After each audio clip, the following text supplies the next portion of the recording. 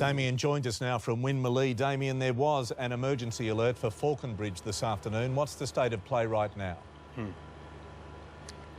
Well, Pete, this evening it is still in place, but we expect the residents may be allowed back later this afternoon, as there is a general feeling the authorities might have pulled the trigger a little early on this one, as the conditions are so calm. There's not a breath of wind, it is very still, and that fire that they are worried about has been stopped in its tracks. But of course, Pete, it is better to be safe than sorry, and there is not one person up here complaining about that call. Watching those firefighters in action today, Pete, it was incredible. 38 degrees, that's 100 in the old scale, and we saw one young chap at his first fire. He in fact collapsed with heat exhaustion, and we later spoke to his boss. He's been treated, but he's vowed to get back on that fire ground in a couple of days' time. Incredible stuff, very uplifting. Magnificent human beings they are, Damien. Thank you. After a weekend of relative calm in the Southern Highlands, the blaze that last week threatened the village of Balmoral has now thrown spot fires across the Hume Highway, putting the town of Wilton in danger. Nine reporter Samantha Vardis is there. Samantha, how bad is it?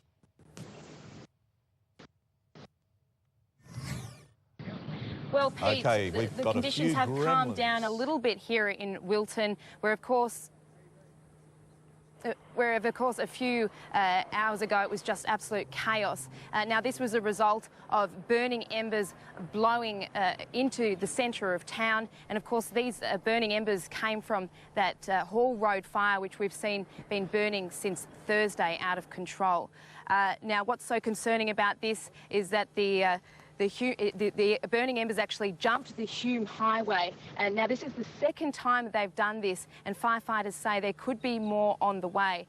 Now, right now, Picton Road is reopened and residents are allowed back in, but of course earlier today we saw them leaving town and putting their animals in their vehicles and heading out, and those who stayed were watering down their roofs. They were just so nervous, and the sky crane's been in the air because of the size of the fire here, and residents are just patiently waiting to find out how big the threat is to their town.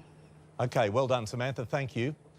For most of Sydney, the area around Bilpin on the Bells line of road is a beautiful place to visit, a great day out. The charm of the mountain villages and the lure of the fruit orchards. For the people who live there, though, it is now the scene of a battle of survival. The moment Michael and Senga Green become desperate to know if they still have a home.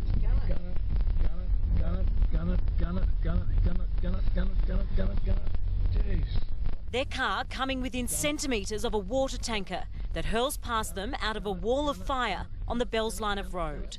They look back at the horror safely in their untouched home at Dargan. But it was very hot. Anyway, we won't be doing it again. No, we won't do it. We won't. We tell our kids we promise we won't do it again. No, the kids weren't too impressed. Their community is still under threat, even though the fire front has travelled some 35 kilometres east. At Bell, the battle continues, backburning to widen the safety zone, just metres from homes. Bilpin is at boiling point. Neville Julian's apple and cherry crops are ripe, and he'll do anything to save them. Your orchard and your fruit is part of your character, right? It's one of your kids, and you just can't walk away from it. Neville gets one chance a year to make his living, and he knows by the end of the week it could all be gone.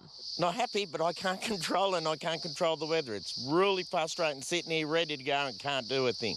And local residents can't help but fear scenes like this from 1994 are looming. If we turn into a day like last Thursday, it won't be good.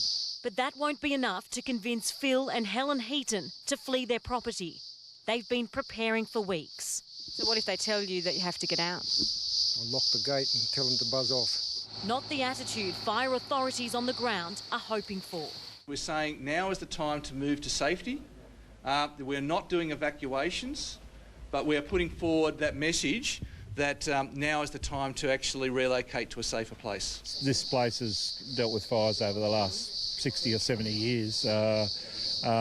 We've just got to do what we've got to do, and we'll work through it. Dozens of crews are restocking and recovering. Gathered at this staging post, an army of volunteers who continue to prepare for the worst.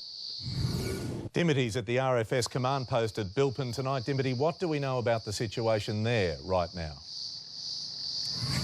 Well, Pete, the area of concern at the moment is the town of Barambing. Just a short time ago, an emergency alert was issued for residents there to take shelter. The air crane has also been called in. It's flying above us at the moment. It was called to Mount Irvine Road, just a few kilometres west of here. We're told that a fire is burning towards properties there. Crews are back burning at the moment, trying to stop that blaze. But Pete, the conditions here, like Damo said, have been quite calm across the Blue Mountains throughout the day. There's barely been a breeze here, and the temperature is continuing to drop throughout the afternoon. But it certainly is all hands on deck for a busy few days ahead here in Bilpin. Pete?